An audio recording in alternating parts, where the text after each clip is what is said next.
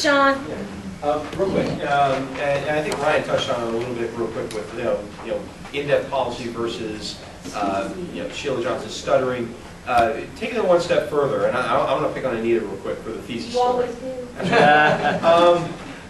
I mean, you had the Washington Post drive the thesis story, and I think the rest of the Virginia mainstream media just got sort of shrugged. It's like, what's the big deal? But the Washington Post really focused on it and narrowed it down. At the end of the day, it really didn't have much effect on the campaign.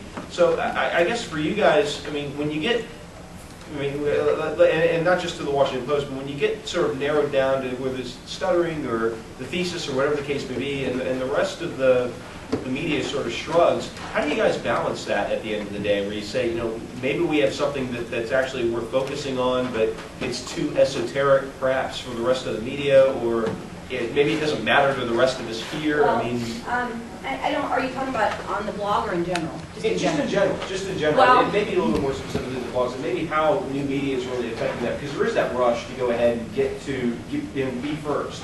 And new media and social media really allows you to get there quickly, more quickly than most. But does social media sort of enable for I don't want to necessarily say mistakes, but maybe maybe we're going after the wrong story perhaps, or chasing something that most of the media really doesn't care about. Or going after something that's more esoteric rather than something with more meat to it. Well, I don't remember how much we put on the blog about the thesis or the stuttering thing. We did write one story about the stuttering thing and many stories about the thesis. And I will go back to what I said before, which is my diplomatic way of saying I don't make those decisions. Exactly. I make the blog decisions.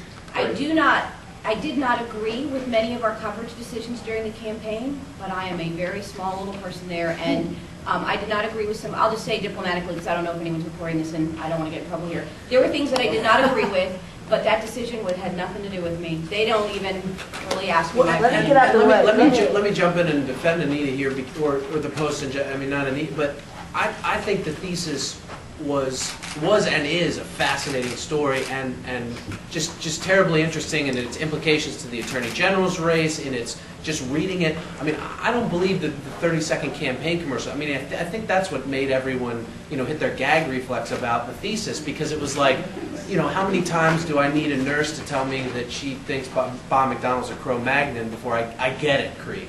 You know what I mean? But I think from a news, well, no, that's the reality. But from a news standpoint, I mean, the news and the intrigue of the fact that this is out there, that this is on a website, that they could have found this in 2005, which could have drastically changed the Attorney General's race. I mean, you look at how that plays with the dynamics in Northern Virginia.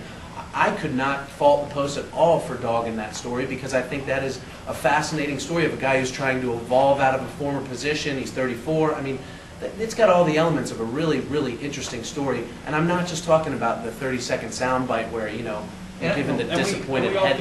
And we all feel ownership to a degree of our stories. I mean, let's not lie and say that there's not a pride factor in here. I mean, if they have something first and it's the thesis and it has moved the dial, as Ryan said, they're gonna beat that horse. I mean, I imagine your newsroom and our newsroom felt strongly about Phil and about Tommy. I mean, we're gonna flog that. If we've got a good story, that's prompting a lot of reader feedback and generating a lot of hits on the website, we're gonna keep pushing that. I'm sorry. We'll tell it again. Yeah.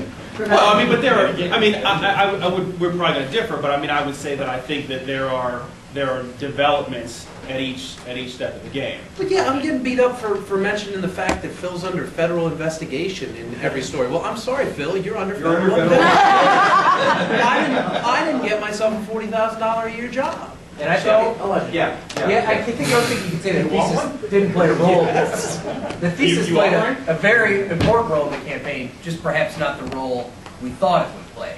Because I think what happened was the Deeds people had already started a shift in their message prior to the thesis coming out, and then they clearly hit that really hard after the thesis came out.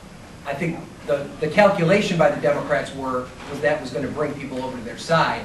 It just ended up painting Cree as a negative candidate. So the thesis, and I think the Post reported that too, I mean, I think the thesis definitely played a role in the campaign. I just, perhaps when it first emerged, it didn't end up playing the role that people thought it was going to play. Media, thanks very much for being here. We have got to, unfortunately, cut this off right now because our next speaker is here, the congressman. So thank you very much for coming. We hope you all will hang around and hang out with some of us blogger types and all that good stuff. And we're going to take 5 minutes before we start. 5 quick minutes. Thank you Thank you very much.